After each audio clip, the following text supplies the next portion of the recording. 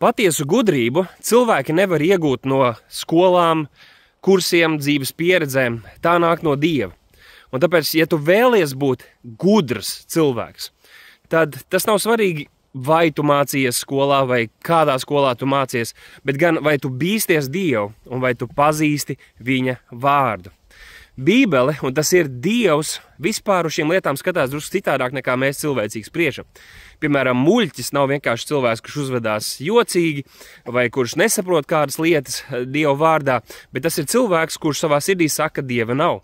Romiešu vēstulē rakstīts ir, ka tie ir cilvēki, kuri netur godā Dievu radītāju un nepateic viņam. Šie cilvēki ir garīgi muļķi un nejēgas.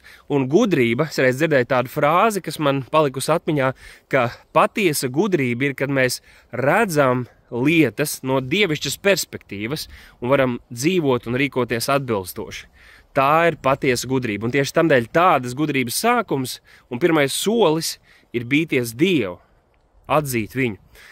Kā mēs varam mācīties bīties Dievu? Nu, pirmkārt, ka mēs saprotam un atzīstam, ka viņš ir radītājs, ka viņš ir Dievs pār visiem dieviem, ka viņš valda mūžīgi, ka viņš ir taisns un svēts, svēts ir tas kungs, ka viņš ir šis taisnais tiesnesis, ka viņš ir rijošs uguns, kas iznīcina.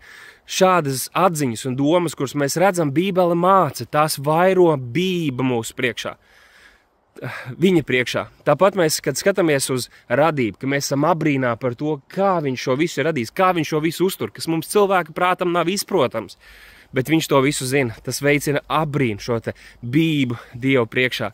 Kad mēs domājam par to, ka Dievs zina katru mūsu vārdu, katru mūsu domu, un mēs būsim atbildīgi viņa priekšā. Viņš ir klātesoši katrā brīdī, katrā vietā, kur mēs esam. Tas rosina un veicina bību viņa priekšā, kad mēs atzīstam, ka viņš ir Dievs, ka Jēzus Kristus ir Dievs, kurš nāca miesā, visvarenais valdnieks. Tas rada un veicina bību mūsu sirdīs. Kur pretēji ir tas, kad mēs izveidojam Dievu pēc mūsu tēla.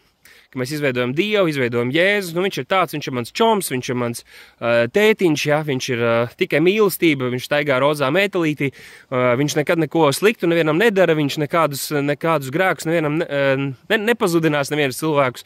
Nu tad tajā brīdī Dieva bība nav cilvēks sirdī, un tāds cilvēks, lai nedomā, ka viņš ir gudrs vai ka viņš var iegūt šo te patiesu gudrību no Dieva.